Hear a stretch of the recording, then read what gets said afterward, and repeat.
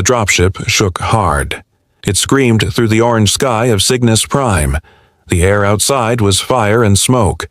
Leo Cross held onto a strap. His knuckles were white. The other men in the ship were quiet. Their faces were tight. They were not soldiers. They were salvage crew. A loud boom hit the ship.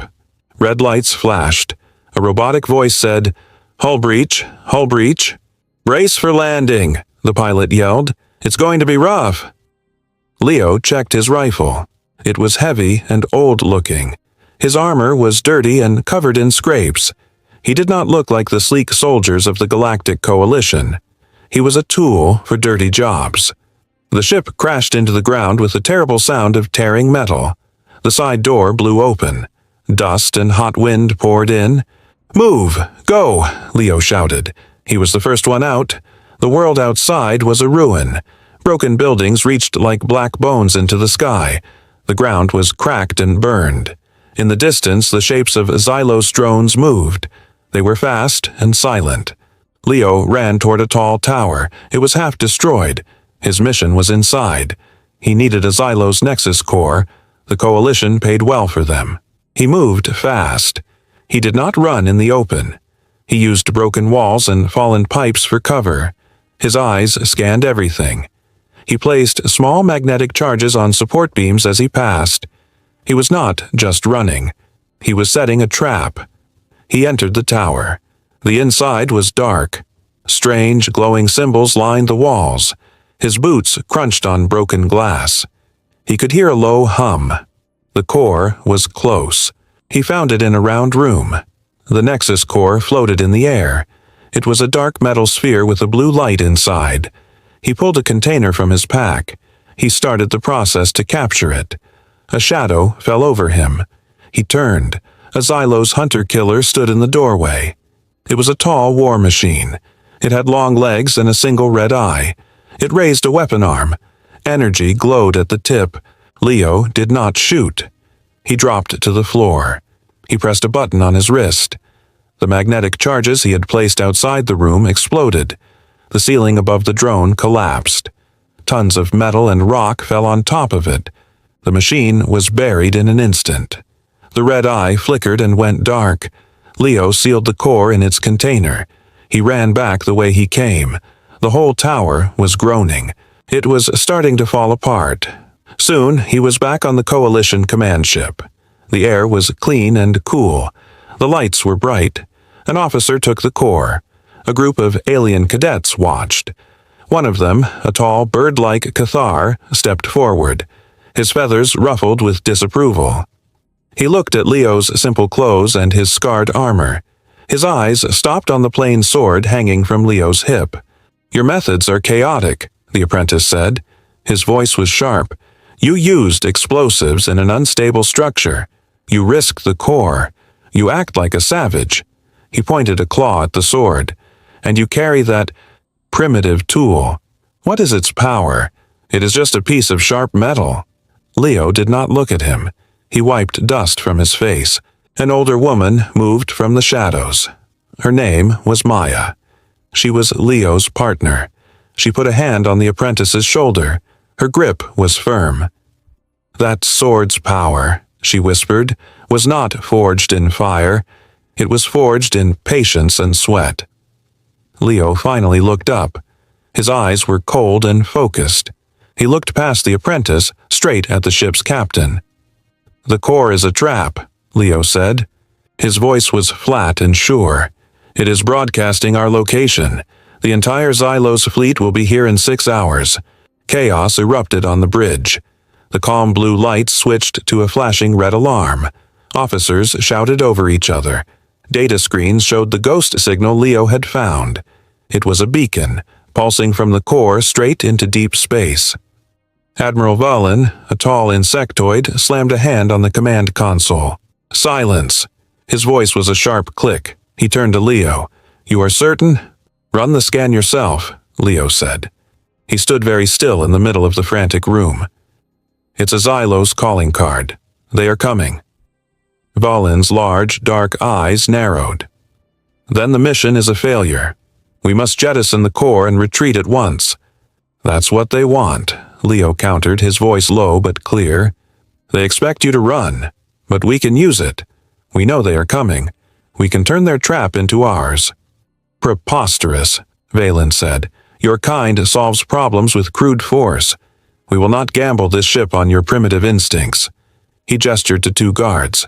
Confine him. We prepare for an emergency jump. The guards moved forward. Leo did not resist.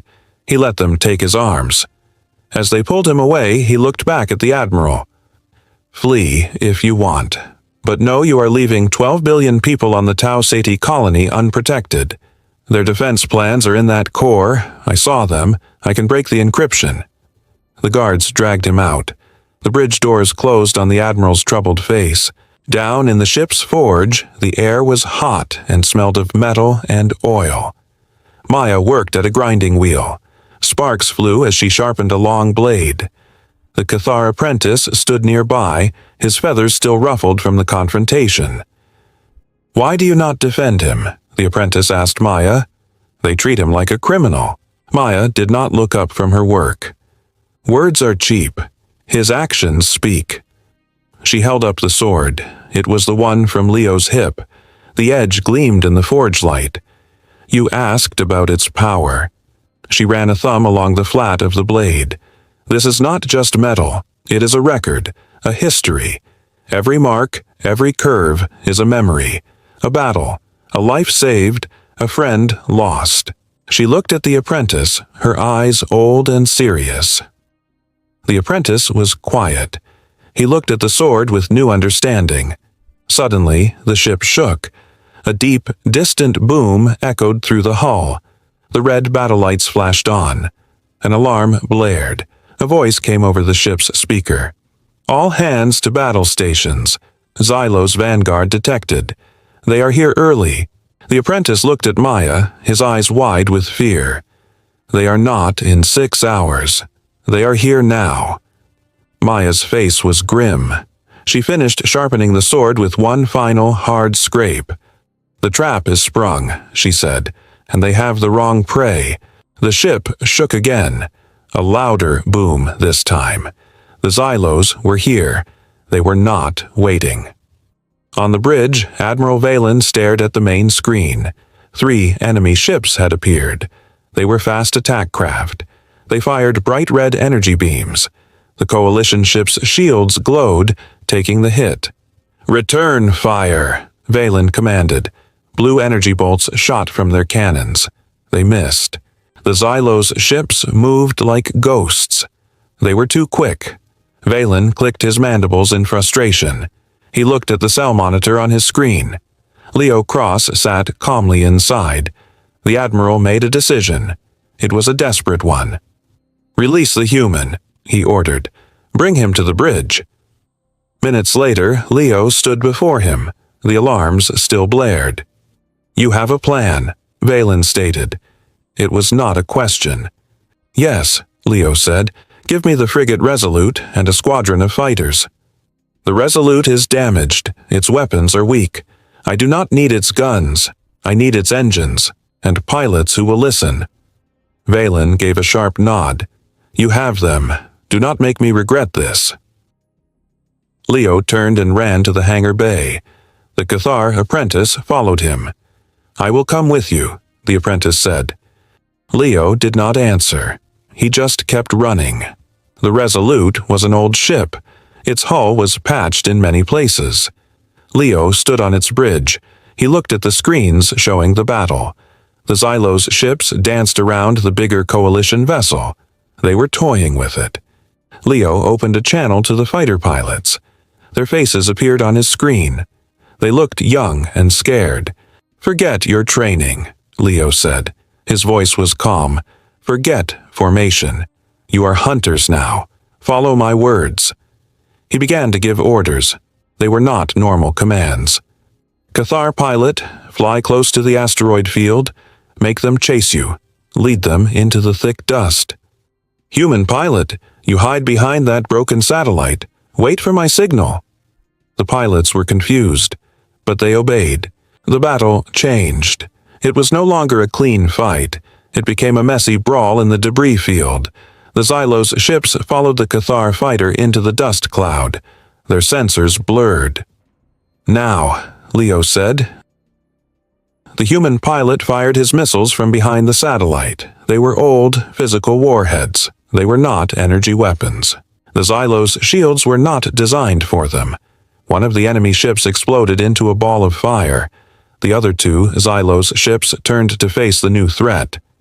Leo gripped the console of the Resolute. "Take us in, full speed toward the large asteroid fragment." "Sir?" the helmsman asked. "Do it." The Resolute flew forward. It was not a warship anymore. It was a battering ram. It used its bulk to push the huge chunk of rock. The asteroid tumbled toward the lead Xylos ship. The Xylos pilot saw it too late. The rock smashed into the ship's bridge. The enemy vessel went dark and silent. A cheer started on the Resolute's bridge. They had won. The cheer died quickly. A shadow fell over them. A new ship dropped out of warp. It was a Xylos battleship. It was 10 times the size of the Resolute. Its main cannon began to glow with a terrible green light. It was aiming right at them. They were helpless. Then a voice came over the open comm. It was a human voice. "Leo Cross," the voice said. It was familiar. It was a voice from a past Leo thought was dead, still using a hammer when the universe requires a scalpel. The name was a ghost in his mind. Caleb. Leo's hands tightened on the console. The green glow of the battleship's cannon filled the view screen. "You are supposed to be dead," Leo said. His voice was flat. Caleb's laugh was a dry sound. "I survived. I chose to survive. The war on Eden 7 was lost. I saw a better path." "You ran." "I evolved," Caleb corrected. "The Xylos are not monsters, Leo. They are perfection. I gave them our data. I gave them our spirit. In return, they gave me a fleet." Leo felt cold. "What data?" "Everything," Caleb said, his voice light. "The entire Eden 7 campaign. Every patrol, every ambush, every last stand. It was all a field test for them. The biomechanical scourge we fought for 100 years, it was their terraforming tool. Our entire war, our pain, our dead, it was just an experiment. We were lab rats." The words hit Leo like a physical blow. He saw Maya's face in his mind. He saw all the faces of the fallen. Their courage, their sacrifice, it was all a lie. It was just data collected by a cold, alien mind. The memory of every friend he had buried was now a stain. His whole life was a joke. A hot, blind rage filled him. It burned away the cold. It was a fire he had not felt in years. "You betrayed us all," Leo whispered. "I saved myself," Caleb said. "Your patience and sweat just made you a better subject for their study. A more interesting rat in the maze." On the main screen, the battleship's cannon glowed brighter. It was about to fire. Admiral Valen's voice crackled over the comm. "Resolute, fall back. That is an order. Return to the carrier." Leo did not hear him. He saw only the ship that held the man who had destroyed his past. "Helm," Leo said, his voice a low growl. "New course. Set a collision trajectory for that battleship. Full power." The helmsman stared at him. "Sir, we have no shields. We will be destroyed." "Do it," Leo roared. The Resolute's engines whined. The old ship turned and shot forward. It flew straight toward the massive Xylos battleship. It was a tiny bird flying into a mountain. Alarms blared all around them. Warning lights flashed red. "They are targeting us," the weapons officer yelled. The Xylos point defense guns opened fire. Bright lines of energy shot out. They ripped into the Resolute's hull. Metal tore. The ship shook violently. A console exploded, throwing the helmsman across the bridge. Leo held on. He watched the battleship grow larger in the screen. Another blast hit them. This one was closer. The floor beneath Leo buckled. A support beam broke from the ceiling and struck his shoulder. The force threw him backward. He crashed into the main view screen. The glass cracked. His head hit the metal frame. Everything went blurry. He felt a sudden, violent decompression. The air turned to ice. A giant hole was torn in the side of the bridge. He was pulled toward the void. His safety tether snapped. There was nothing to hold him. Leo was thrown out into the silent black space. He tumbled, end over end. His vision darkened. The last thing he saw was the immense, dark hull of Caleb's battleship rushing up to meet him. Then, nothing. Leo woke up in a gray room. The air smelled like metal and ozone. His body ached. He was strapped to a hard chair. A man stood in front of him. He wore a clean Xylos uniform. It was Caleb. He looked older, but his eyes were the same. They were calm and sure. "You are as stubborn as ever," Caleb said. "A suicide run? That is the old Leo." All heart, no head. Leo tested the straps. They were tight. "Why am I alive?" "Because you are a resource," Caleb said. He leaned against a wall. "The coalition is finished. They fight with rules. The Xylos fight to win. Join me. Help me bring the rest of humanity into the fold. It is the only way we survive." "Survive as slaves," Leo said. "Survive as partners," Caleb corrected. "You saw their power. You cannot beat them with a sword and hope." Leo looked at the floor. He thought of Eden 7. He thought of the lie. The anger was still there, but it was cold now. It was a tool. "You studied our war," Leo said quietly. "You have all the data. Every battle. Every move I ever made." "Yes," Caleb said. A smile touched his lips. "I know you better than you know yourself." "But you never understood it," Leo said, looking up. His eyes were clear. "You can't put a number on a soul. You can't data mine courage." At that moment, a loud explosion shook the room. The red battle lights flashed. An alarm blared. Caleb's smile vanished. "What is this?" The door to the room blew inward. Smoke filled the air. Two figures stood in the doorway. It was Maya and the Cathar apprentice. Maya held a rifle. The apprentice held a data pad, wires snaking from it. "The blind spot you mentioned," Maya said to Leo. "It was there." Caleb reached for his weapon. Maya fired first. The shot hit his hand. He cried out and dropped the gun. Maya tossed a long metal object through the air. It spun once. Leo caught it. It was his sword. Caleb clutched his wounded hand. He laughed. A pained sound. "You would fight me with that? Here? Now?" "This is not for you," Leo said. He cut the straps with a quick motion. "This is for Eden 7.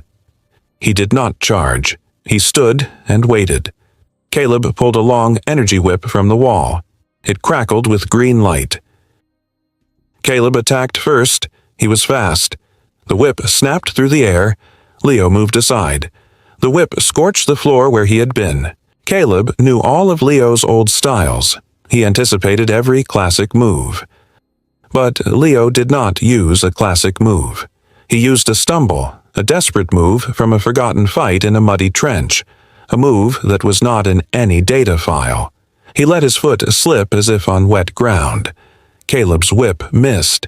For a split second, Caleb was off balance. Leo's sword moved in a short, brutal arc. It was not a killing blow. It was a disarming one. The blade cut deep into Caleb's wrist. The energy whip clattered to the floor. Caleb fell back, clutching his arm. Shock filled his face. Leo did not finish him. He turned to the apprentice. "The ship's core, now." The apprentice plugged his datapad into a wall console. "What do I upload?" Everything, Leo said. He looked at Maya. The entire history of Eden 7. The raw files. Let them see it. Let them feel it. The data packet was a virus of memory. It was not code. It was emotion. It was the feeling of a cold rain before a battle. The taste of fear. The sound of a friend's last breath. It flooded the Xylo's hive mind. On the bridge of the Coalition carrier, Admiral Valen watched his screens. The Xylo's battleship stopped firing. Its movements became jerky and confused. The other Xylo's ships drifted, their formations breaking apart. "The enemy fleet? It is in disarray," an officer reported. Valen stared. "How?" In the quiet room, Leo stood over Caleb. The Cathar apprentice looked at Leo with something like awe. The battle was won. But Leo did not smile. He looked out through the hole in the wall into the endless stars. He knew this was only the beginning. He turned to Maya and the apprentice. "They know we are here now," he said. His voice was tired but firm. "The real war is just beginning.